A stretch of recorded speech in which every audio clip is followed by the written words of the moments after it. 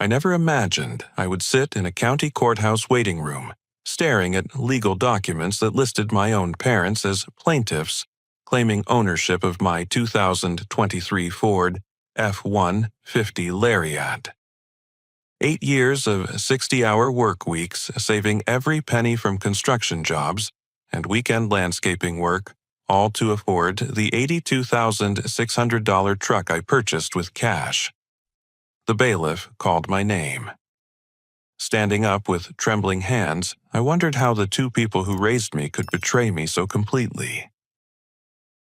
8 months earlier, life felt perfect. At 28 years old, I had worked construction for Peterson Brothers since graduating high school. What started as a summer job became my career, and I loved the satisfaction of building something solid with my own hands. The crew treated me like family, and my boss, Jake Peterson, always said I had the strongest work ethic he had ever seen. But I wanted more than just my regular paycheck. When I turned 22, I started Jackson's Weekend Landscaping, working Saturdays and Sundays to earn extra income. Every spare dollar went straight into my savings account. While my friends spent money on bars and vacations, I drove my beat-up 2009 Silverado with 300,000 miles and lived in a modest one-bedroom apartment. My dream was specific a Ford F-150 Lariat with premium leather seats, panoramic sunroof, and the advanced technology package. I visited Thompson Ford dealership so many times that the staff recognized me immediately. Randy, my salesman, initially thought I was just another young guy dreaming beyond his means. Most people your age finance these trucks over 7 years, Randy said during my third visit, running his hand along the metallic blue paint of my dream vehicle. I shook my head. I want to pay cash, no payments, no interest, just ownership. Randy's expression shifted from skeptical to impressed as I explained my financial plan. Every month I calculated exactly how much I needed to save. I tracked every expense in a notebook, cutting costs wherever possible. Instead of eating out, I meal prepped on Sundays. Instead of buying new clothes, I shopped at thrift stores. My co-workers joked that I counted pennies like a miser, but I knew what I wanted. The test drives were pure torture and pure joy. Feeling the smooth acceleration, hearing the premium sound system, experiencing the heated and cooled seats made me work even harder. I picked up additional landscaping clients, worked overtime whenever Peterson Brothers needed it, and even helped neighbors with yard work for extra cash. Finally, after 8 years of sacrifice, my savings account reached $82,600. I called Randy immediately. "Jackson, are you serious about this purchase?" Randy asked, probably thinking I was pranking him. "Dead serious. I can have a cashier's check ready by tomorrow morning." Walking into the bank to request that cashier's check felt surreal. The teller, Jennifer, had processed my regular deposits for years and watched my account grow steadily. "This is incredible, Jackson," she said, preparing the check. "Most people never save this much cash for a vehicle purchase." The next morning at Thompson Ford, Randy had my truck detailed to perfection. Every surface gleamed, and the new car smell was intoxicating. When I handed over the cashier's check, Randy grinned wider than I had ever seen. "In 23 years of selling cars, I have never had someone your age pay cash for a truck this expensive," he said, shaking my hand. "You should be proud of what you have accomplished." Driving off the lot, I felt pure euphoria. The truck handled like a dream, and every feature exceeded my expectations. I immediately called my parents, Bill and Susan, to share the news. "Dad, I finally did it. I bought the truck." The silence stretched longer than normal. "Which truck, Jackson?" "The Ford F-150 Lariat I have been saving for." $82,600 paid in full. Another pause. "That seems like an awful lot of money for a truck." My excitement deflated slightly. "But Dad, I saved for 8 years. I worked weekends, overtime, everything. Well, I hope you know what you are doing, he said, his tone cool and distant. When I spoke to my mother, her reaction was equally puzzling. Jackson? Honey, are you sure you can afford such an expensive purchase? What about emergency savings? Mom, I still have money left over. I planned this carefully. It just seems very extravagant for someone your age. Your father and I never spent that much on a vehicle. Their responses confused me. I expected celebration pride, maybe even excitement to see the truck. Instead, they seemed concerned, almost disapproving. When I offered to bring the truck over for them to see, they made excuses about being busy. I tried to shake off their negative reaction, but it lingered in the back of my mind. These were the people who taught me the value of hard work, saving money, and setting goals. Why were they not happy about my achievement? 2 weeks later, my father called with an unusual request. Jackson, your mother and I need to borrow your truck for the weekend. We want to visit Susan's sister in Phoenix, and our car needs some work done. Something felt off about the request. What kind of work does your car need? Just some engine trouble. Nothing major, but we do not want to risk breaking down on the highway. I hesitated. The truck was my pride and joy, and I had never let anyone else drive it. But these were my parents, and family helped family. I guess that would be okay. When do you need it? This Friday evening would be perfect. We will have it back Sunday night. Against every instinct, I agreed. Looking back, that decision changed everything. Friday evening, my parents arrived at my apartment to pick up the truck. My father inspected it thoroughly, asking detailed questions about the insurance coverage. You have full coverage, right? What about comprehensive and collision? Of course, Dad. I have the best insurance money can buy. Why are you asking? Just want to make sure we are protected in case anything happens. His questions made me uncomfortable, but I attributed it to parental caution. I handed over the keys and watched them drive away in my beautiful truck. Saturday morning, my phone rang at 7:30. Jackson, it's your father. Quick question about the insurance. Does it cover rental car reimbursement if something happens to the truck? Why would you need a rental car? You are just driving to Phoenix and back. No reason, just curious about the coverage details. The conversation felt strange, but I answered his questions and went about my day. Saturday afternoon, my mother called with an equally bizarre inquiry. Honey, we were wondering about the paperwork situation with the truck. Do you have the title with you? The title? Why would you need to know about the title? Oh, we were just curious. You know how these things work when you are driving someone else's vehicle. Mom, the title is in my name only. It is locked in my safe at home. Is there a problem? No problem at all, sweetheart. Just making conversation. By Sunday evening, anxiety gnawed at my stomach. My parents had not called to confirm their return time, and they were not answering their phones.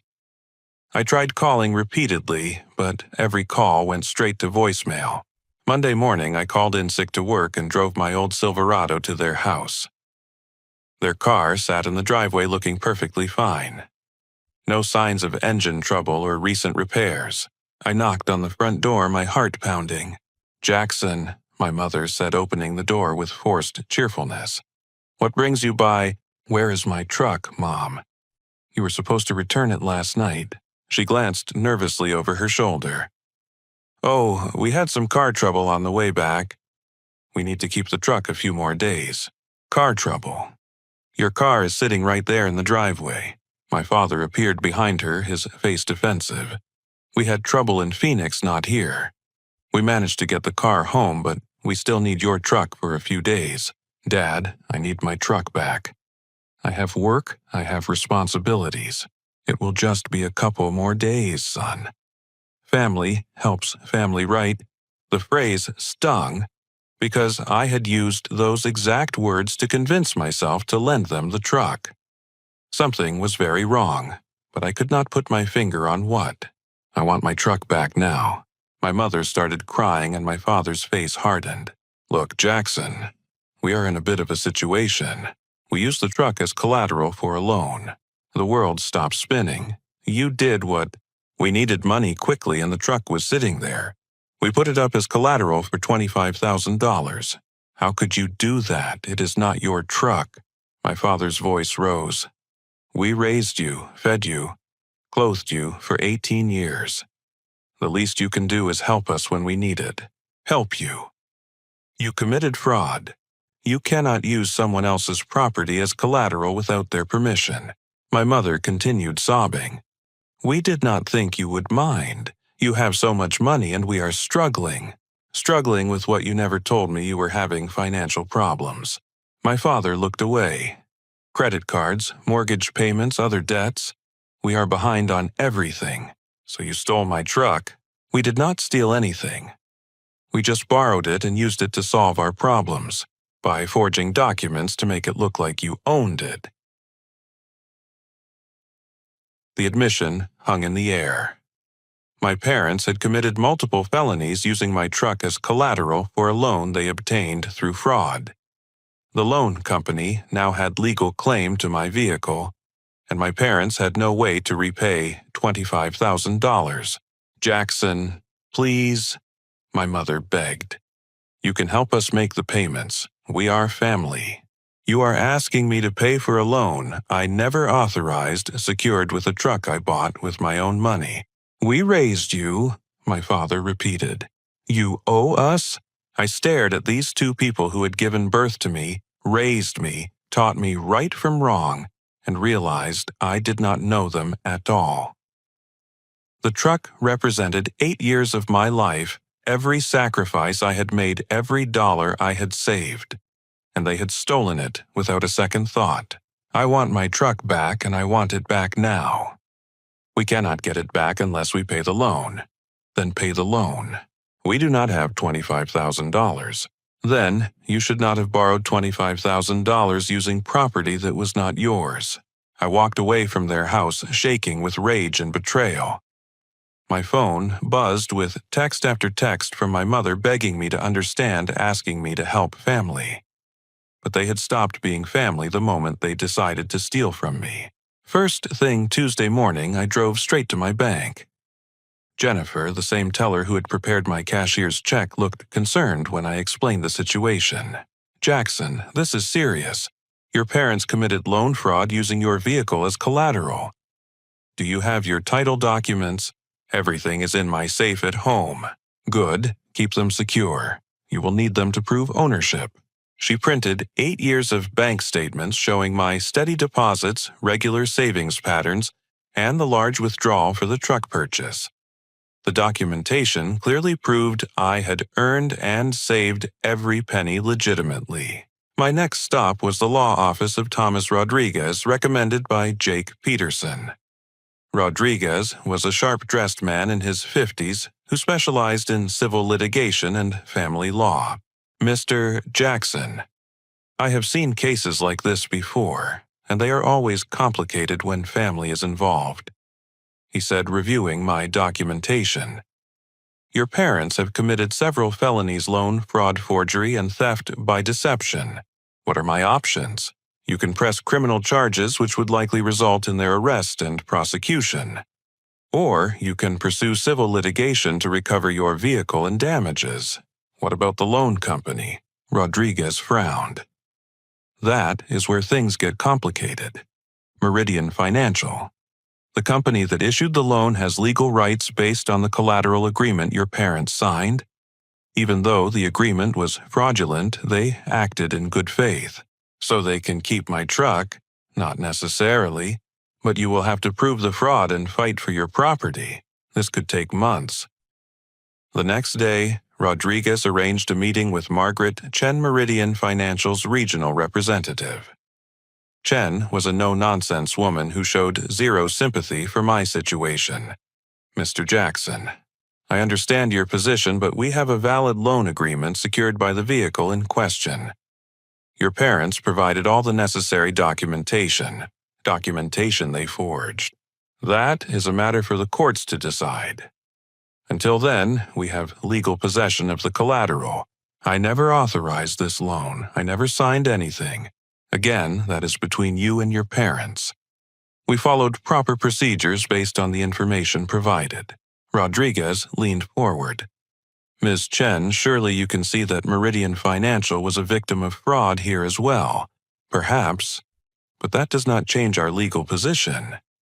We want either full payment of $25,000 or surrender of the vehicle. Walking out of that meeting, I felt trapped in a nightmare. My truck was being held hostage because my parents had committed crimes, and the loan company did not care about the fraud as long as they got their money. That evening, my phone rang constantly. Bill and Susan called every few minutes, alternating between begging and threatening. "Jackson, please be reasonable," my mother pleaded. "We are family. Families stick together." When I finally answered, her voice was desperate. "If you press charges against us, you will destroy this family forever. You already destroyed this family when you stole my truck. We did not steal anything, we just needed help and you were not offering it. I was not offering it because you never asked, you lied and committed fraud instead." My father grabbed the phone. "Jackson, you are being selfish and ungrateful. After everything we have done for you, this is how you repay us. How I repay you, by working 80 hours a week to buy a truck with my own money, by showing off your wealth while your parents struggle." The accusation hit like a physical blow. Showing off, I saved for 8 years to afford that truck. While we were falling behind on bills, losing our house, drowning in debt. And you bought an $82,000 truck. Because I worked for it, because I earned every penny. You could have helped us instead.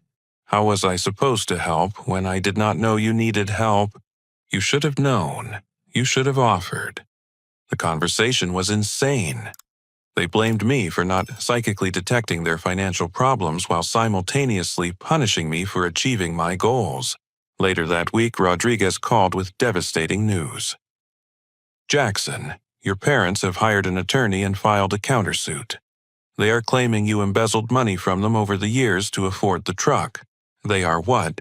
Sharon Walsh is representing them. She has a reputation for aggressive tactics. They are seeking full ownership of the truck plus $20,000 in damages for alleged theft." I stared at the phone in disbelief. Not only had my parents stolen my truck, but now they were claiming I had stolen money from them. The people who raised me to be honest and hardworking were accusing me of crimes I never committed. Through my apartment window, I could see my old Silverado parked on the street, rust spots and dents marking its age. That truck had served me faithfully for years while I saved for something better. Now, my dream truck was locked away while my parents tried to steal everything I had worked for. Rodriguez scheduled a meeting for the following Monday to plan our defense strategy. As I hung up the phone, I realized this was no longer about a truck. This was about my entire future, my reputation and my right to keep what I had earned through honest work. My parents had forced me into a war I never wanted to fight. But I was going to fight it, and I was going to win. Armed with foreclosure documents Rodriguez had found through public records, I drove to my parents' house for what I hoped would be a final attempt at resolution. The house looked smaller somehow, and I noticed the lawn needed attention. Susan answered the door with red-rimmed eyes. "Jackson, thank goodness you are here. We need to talk and we need to be honest." Bill appeared in the hallway, his face haggard. "Come in, son." I spread the foreclosure papers on their kitchen table. "Why did you not tell me you were losing the house?" My mother collapsed into a chair, her composure crumbling. "We were ashamed. We did not want you to know we had failed." "Failed at what?" My father sat heavily across from me. "At everything. I lost my sales job 8 months ago. I have been pretending to go to work every day, but I spend my time at the library or the park. 8 months, Dad, why did you not tell me? Because I was supposed to be the provider, the strong one. How could I admit to my son that I was a failure?" Susan wiped her eyes with a tissue. "We have been living on credit cards, taking cash advances to pay the mortgage. Everything spiraled out of control." I looked around their kitchen, seeing details I had missed before. The appliances were older than I remembered, and the countertops showed wear. Bills were stacked in neat piles held down by paperweights. "How much do you owe in total?" Bill's voice was barely a whisper. Between credit cards, the second mortgage, and late fees, about $90,000. The number was staggering. 90,000. We kept thinking things would turn around. I kept applying for jobs, going to interviews. We used credit to maintain our lifestyle, thinking it was temporary. Susan's voice cracked.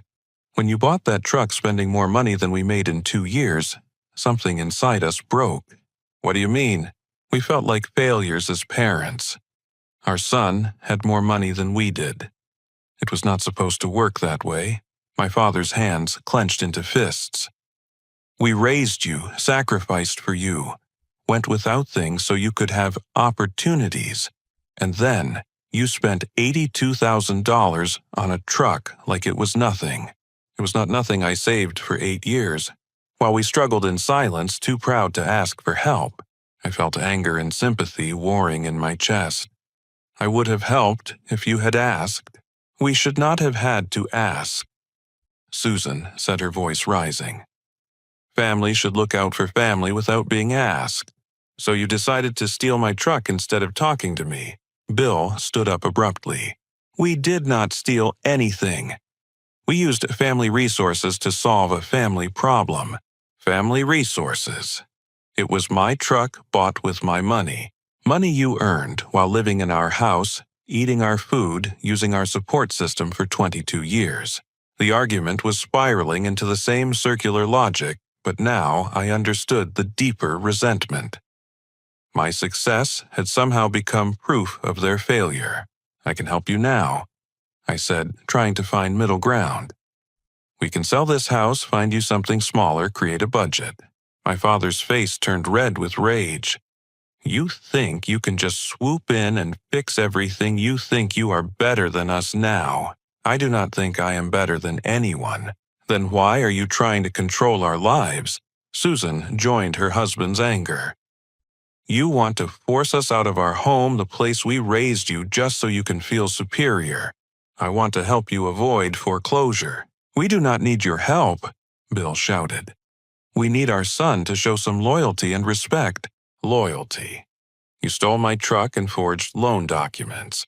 We borrowed family property to solve family problems. The conversation had become absurd. No matter what evidence I presented, what solutions I offered, they twisted everything into attacks on their pride or proof of my arrogance. "You owe me an explanation and an apology," I said, standing to leave. "We owe you nothing," Susan snapped. "You owe us for 18 years of raising you." I walked toward the door, my heart breaking. I cannot help people who will not admit they did anything wrong. "Then do not help us," Bill called after me. "But you will not get that truck back either." Outside in my old Silverado, I sat in their driveway and cried. These people had taught me my values, my work ethic, my sense of right and wrong. How could they be so completely wrong about this situation? At work the next day, Jake Peterson noticed my distress immediately. "Jackson, you look terrible. What is going on?" I explained the situation, leaving out no details. Peterson listened without interruption, his expression growing more serious with each revelation. "Son, I went through something similar with my brother 5 years ago. He needed money for gambling debts and forged my signature on a business loan." "What did you do?" "I pressed charges.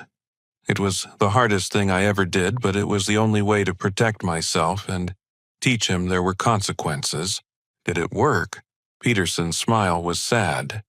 "He went to rehab, got his life together, and eventually paid me back every penny. We have a relationship now, but it took 3 years of him proving he had changed. My parents think I am being selfish. Jackson, enabling someone's bad behavior is not love. It is cowardice disguised as kindness." That afternoon, Rodriguez called with more bad news. "Walsh has filed additional motions, claiming you manipulated elderly parents and stole money from them over several years. She is painting you as a predatory son who took advantage of their generosity." Elderly. My dad is 54, and my mom is 52. I know, but Walsh is building a narrative. She has also requested financial records going back to when you were 18. Can she do that? She can request anything. Whether the court grants it is another matter. When I got home, I found a voicemail from my Uncle Carl, my father's brother. Jackson, your parents called and told us what you did to them. I am disappointed in you, son. Family is family, and you should be ashamed of yourself. More calls followed. Cousins, aunts, family, friends, all convinced by my parents' version of events. In their story, I was the ungrateful child who refused to help desperate parents, and then had them arrested when they tried to solve their problems. My reputation in our tight-knit community was crumbling, built on lies my parents were spreading to justify their crimes. But the worst call came from my father the next evening. I hope you are happy, Jackson. Your mother is in the hospital. The stress of fighting her own son gave her a heart attack. The hospital waiting room smelled of disinfectant and fear. Susan had suffered what doctors called a cardiac event, brought on by stress and anxiety. As I sat in uncomfortable plastic chairs, guilt and anger battled in my mind. Rodriguez met me there with a stack of legal documents. Jackson, I know this is difficult timing, but Walsh has accelerated her filings. She is using your mother's hospitalization to paint you as someone who attacks family members. My mother is sick because she committed fraud and got caught, not because I defended myself. I agree, but Walsh is spinning it differently. She has filed for an emergency injunction to prevent you from pursuing criminal charges while your mother recovers. Dr. Patricia Williams emerged from the cardiac unit, her expression professional but compassionate. Your mother is stable. The event was relatively minor, but she needs to avoid stress and make significant lifestyle changes. Can I see her? She specifically asked not to see you. I am sorry. The rejection stung, but I had expected it. Rodriguez guided me to a quiet corner of the waiting area. We need to focus on building our defense. The bank has provided 8 years of your financial records, and Peterson Brothers has given us your complete employment history. What about the loan company? Meridian Financial is cooperating.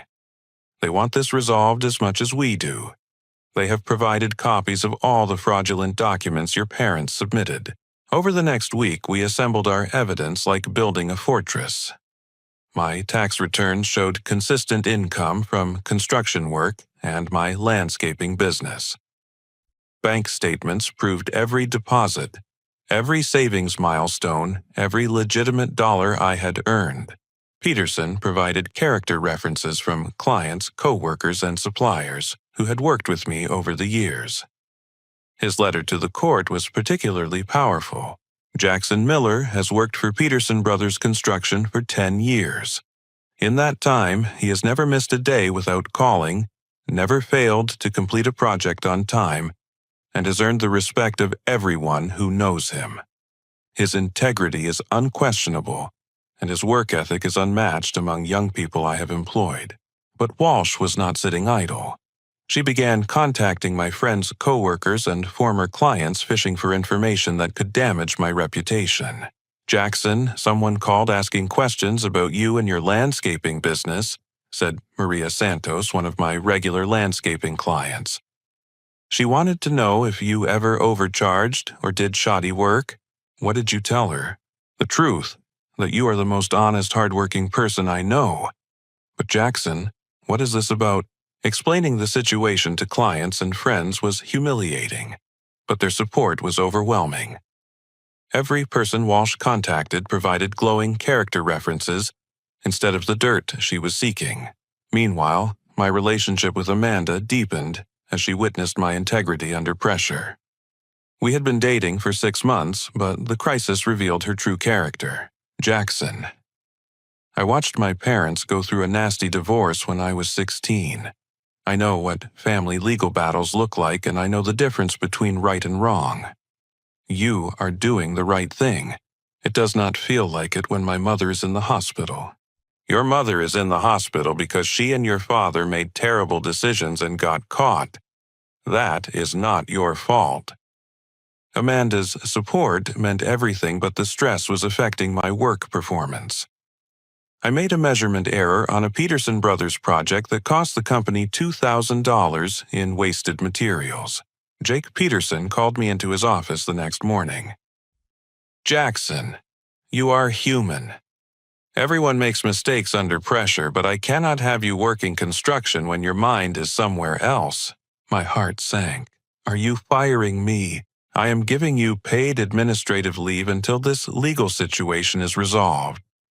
The company has a fund for employees dealing with family emergencies and you qualify. Jake, I cannot accept charity. It is not charity. It is an investment in a valuable employee who is going through temporary difficulties." Peterson's generosity was humbling, but it also gave me time to focus entirely on the legal battle. Rodriguez hired private investigator Carlos Mendez to dig deeper into my parents' finances. What Mendez discovered was shocking. "Jackson, your father has been working under-the-table construction jobs for 2 months while collecting unemployment benefits. That is fraud." "Are you sure?" "I have photographs of him working job sites and I spoke to the contractors paying him cash." "What else?" "Your mother has a secret savings account with $8,000 from selling family antiques and jewelry. She has been hiding assets while claiming poverty." The evidence of my parents' deception kept mounting. Mendez found internet search histories showing they had researched how to use someone else's vehicle as loan collateral. Text messages between them discussed teaching Jackson a lesson and making him share his wealth. Most damaging of all, Mendez discovered that Walsh had been coaching my parents to expand their false claims against me. "She told them to claim you stole money over several years, not just that you refused to help them," Mendez explained.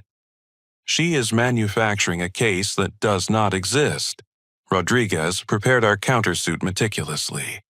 We were seeking return of the truck payment of all legal fees and damages for defamation and intentional infliction of emotional distress. "Jackson, your parents have forced us into a nuclear option. But given the evidence we have, I believe we can prove not only that they committed fraud, but that their attorney has been encouraging them to lie." The night before our final preparation meeting, I drove to my parents' house one last time. The foreclosure notice was now posted prominently on the front door, and the yard was overgrown with weeds. Susan answered the door looking frail and older than her 52 years. "Jackson, please, can we not find a way to work this out? Are you ready to admit what you did wrong and make it right?" Behind her, Bill appeared with a face full of rage. "There is nothing to admit. We did what we had to do for survival. You did what you did out of pride and resentment. Get off our property," he snarled. "You are no son of ours." Walking away from that house, I realized my parents were more committed to their false narrative than to the truth or our relationship. They would rather lose everything than admit they were wrong. Rodriguez's investigation had uncovered one final devastating piece of evidence that would change everything. Carlos Mendez's final report contained the smoking gun we needed. Hidden in credit card statements and bank records was proof that my parents had already spent most of the $25,000 loan on luxury items rather than necessities. "Jackson, look at these charges," Rodriguez said, spreading receipts across his desk.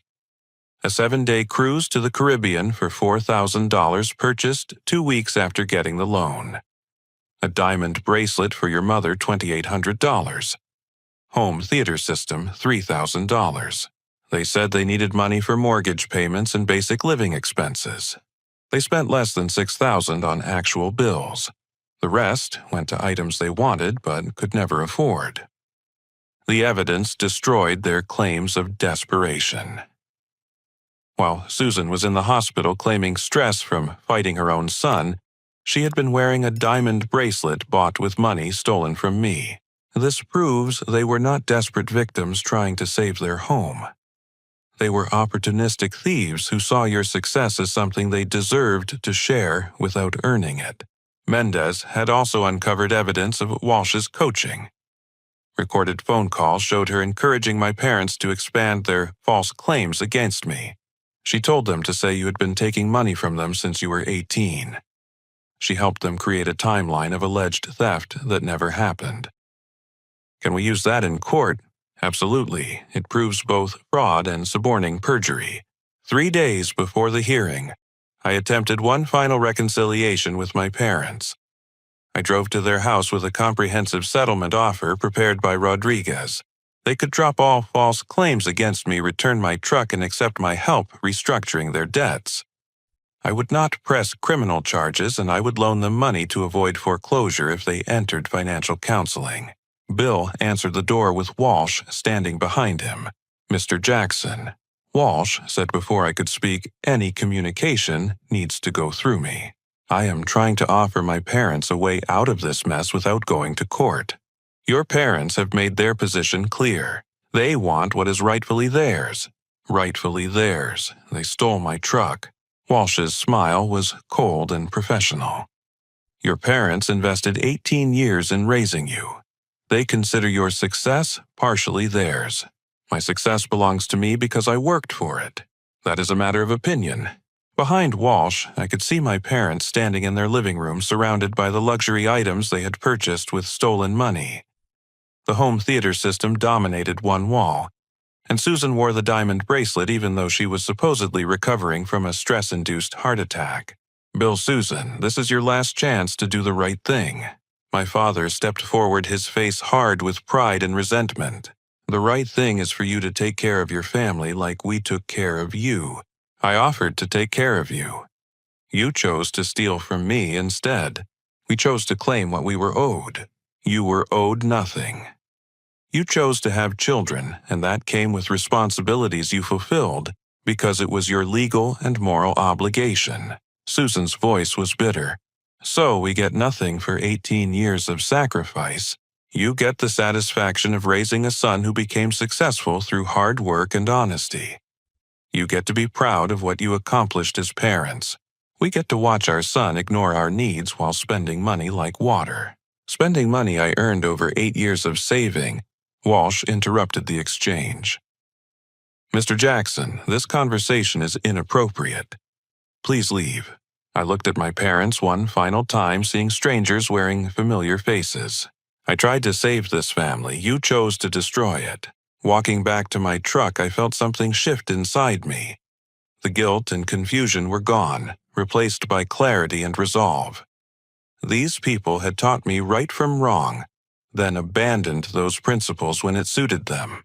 Rodriguez was waiting in his office with our final preparation materials. How did it go? They are committed to their lies. Walsh has convinced them they can win. Good. That means they will not accept a reasonable settlement which gives us justification for pursuing maximum damages. What are our chances? Rodriguez's confidence was unshakable. Jackson. I have been practicing law for 28 years. I have never had a case with evidence this overwhelming. Your parents committed multiple felonies, lied to attorneys, and wasted stolen money on luxuries while claiming desperation.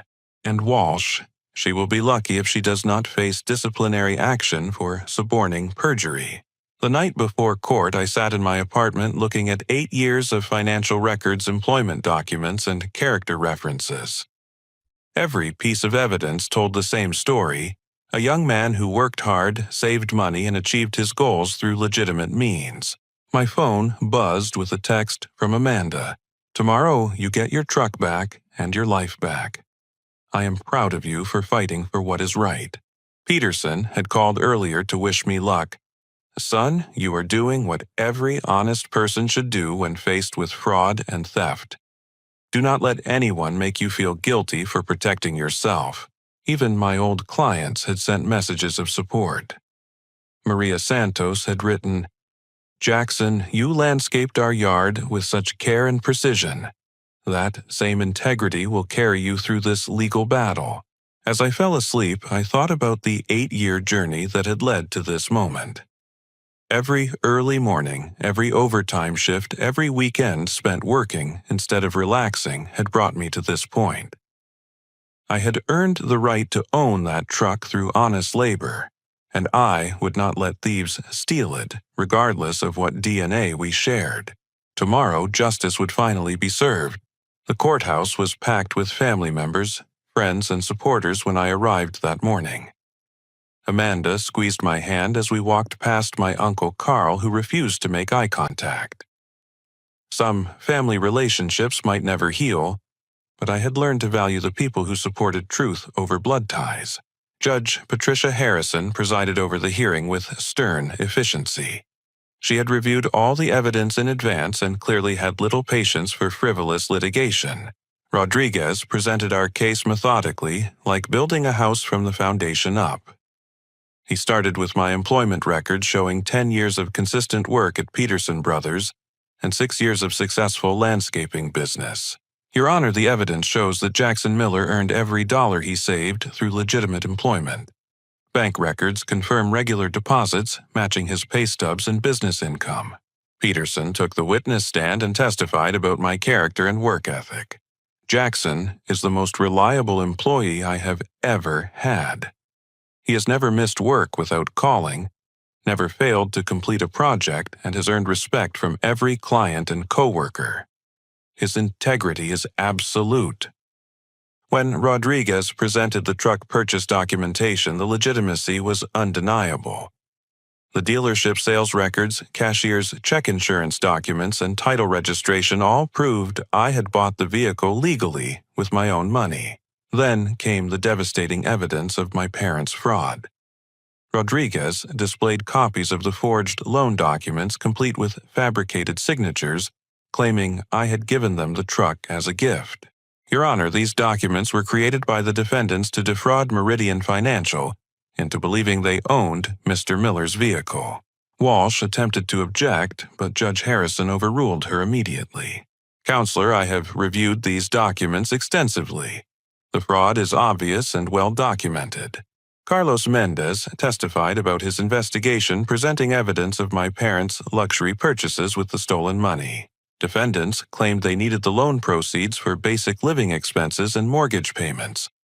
However, credit card records show they spent over $19,000 on cruise vacations, jewelry, electronics, and other non-essential items. The judge's expression grew increasingly stern as she reviewed the receipts and photographs. When Rodriguez presented the recorded conversations between Walsh and my parents, the courtroom fell silent. Your Honor, these recordings prove that defendant's attorney coached them to expand their false claims against Mr. Miller. She encouraged them to allege theft that never occurred. Walsh's face went pale as her own voice played back clearly, instructing my parents to claim I had been stealing from them for years. Judge Harrison's voice was ice cold. Counselor Walsh, I will address your conduct separately after this hearing. Bill and Susan took the witness stand looking defeated before they even began testifying. Under Rodriguez's cross-examination, their story collapsed completely. Mr. Miller, you testified that your son stole money from you over several years. Can you provide any evidence of this alleged theft? Well, he should have been helping us financially.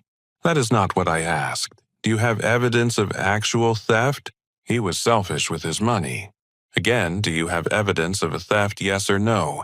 No. So you lied in your complaint to this court. Bill's voice was barely audible. We thought it was true in spirit. Rodriguez turned to Susan. Mrs. Miller, you testified that you needed the loan proceeds for basic living expenses. Yet evidence shows you spent $2,800 on jewelry and $4,000 on a cruise vacation. Can you explain this discrepancy? Susan started crying, but could not provide any coherent explanation. Judge Harrison had heard enough. I have presided over family disputes for 15 years, and this case represents one of the most clear-cut examples of fraud and theft I have encountered. The evidence overwhelmingly proves that defendants committed loan fraud using property belonging to their son. She turned to address my parents directly. Mr. and Mrs. Miller, you have committed multiple felonies against your own child. You forged documents, defrauded a financial institution, and then compounded your crimes by filing false allegations against the victim of your theft. Your Honor, Bill interrupted. We are his parents. We raised him. And that makes your crimes more despicable, not less. Parents are supposed to protect their children, not steal from them. Judge Harrison's ruling was swift and comprehensive. I hereby order the immediate return of the 2023 Ford F-150 Lariat to Jackson Miller, who is the rightful and legal owner. Defendants are ordered to satisfy the fraudulent loan with Meridian Financial within 30 days or face criminal prosecution. Furthermore, defendants are ordered to pay all of plaintiff's legal fees and court costs totaling $38,000. Finally, I am awarding damages to Mr. Miller for defamation and intentional infliction of emotional distress in the amount of $15,000. Ms. Walsh, you will remain after this hearing to discuss potential disciplinary action for suborning perjury. As the gavel fell, I felt 8 months of stress and anger drain from my body. Amanda hugged me tightly while Peterson clapped me on the back. Son, you fought for what was right and won. That takes courage. My parents sat at their table looking stunned and defeated. Susan was crying, but Bill stared straight ahead with the same stubborn pride that had caused this entire mess. Outside the courthouse, Rodriguez shook my hand with genuine satisfaction. Jackson, justice was served today. Your integrity and perseverance paid off. What happens next? Meridian Financial will release your truck immediately. Your parents have 30 days to pay their fraudulent loan or face criminal charges. Given their financial situation, prosecution is likely. That afternoon, I drove to Meridian Financial's lot to reclaim my truck. Seeing it again, after 8 months, felt surreal. Randy from the dealership had arranged for professional detailing, and it looked exactly as I remembered. Driving home in my Ford F-150 Lariat, I reflected on the journey that had brought me to this moment. The truck represented more than transportation. It symbolized the principle that hard work and honesty would be rewarded, that people could not simply steal what others had earned. Over the following weeks, my reputation in the community was fully restored as the truth spread. Uncle Carl called to apologize along with other family members who had believed my parents' lies. Jackson, we should have known better. Your character speaks for itself. Peterson promoted me to project supervisor, recognizing that I had proven my integrity under the most intense pressure possible. Son, anyone can be honest when it is easy. You showed honesty when it cost you everything. And that is the kind of character we need in leadership. My relationship with Amanda deepened as we both realized we had found partners who would stand by each other through any crisis. Jackson, watching you fight for what was right, taught me what kind of person you really are. That means everything to me. 3 months later, I visited my parents' house one final time. They had lost their home to foreclosure and were living in a small apartment across town. I found them looking older, defeated, and bitter. I came to offer you one last chance at a relationship, I said.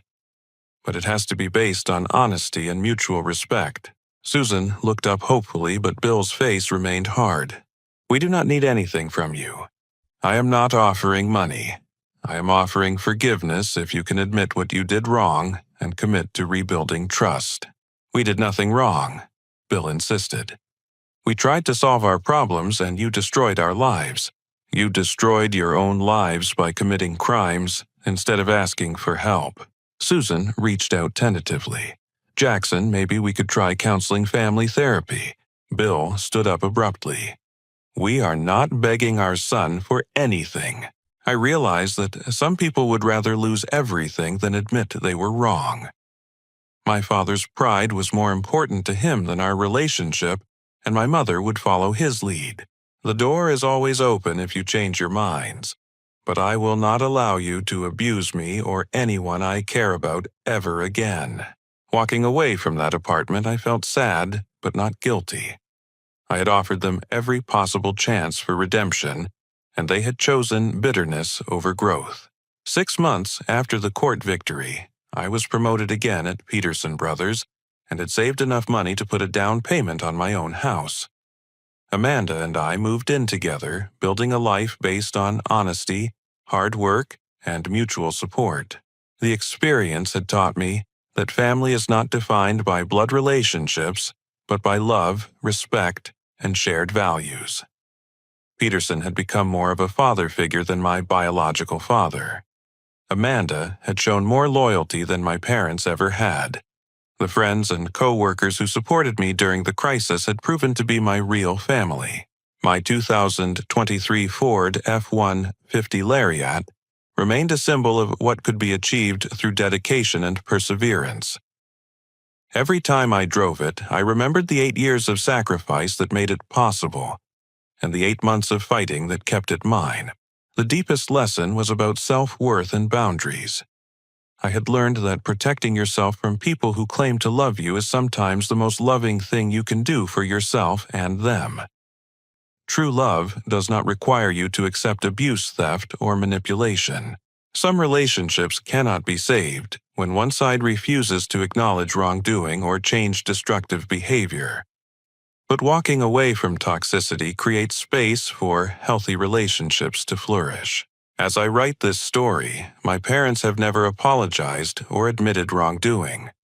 They lost their house, damaged their credit, and destroyed relationships with extended family members who learned the truth. Bill eventually found another sales job, but their financial situation never recovered.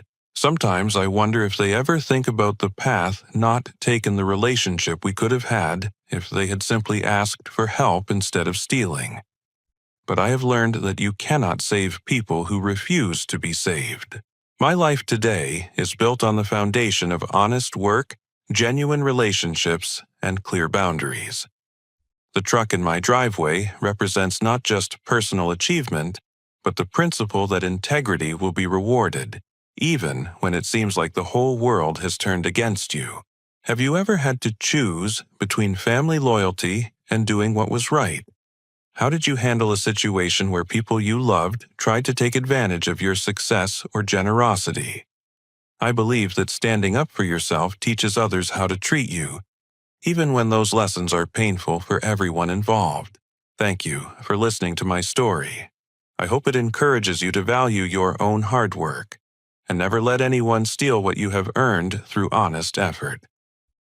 Please like this video if it resonated with you, subscribe for more real-life stories about overcoming family challenges, share it with anyone who might be facing similar difficulties, and leave a comment about your own experiences with setting boundaries in family relationships. Remember that your worth is not determined by what others take from you, but by what you refuse to let them steal. Stay strong, work hard, and never apologize for achieving your dreams through legitimate means. Until next time, keep building the life you deserve.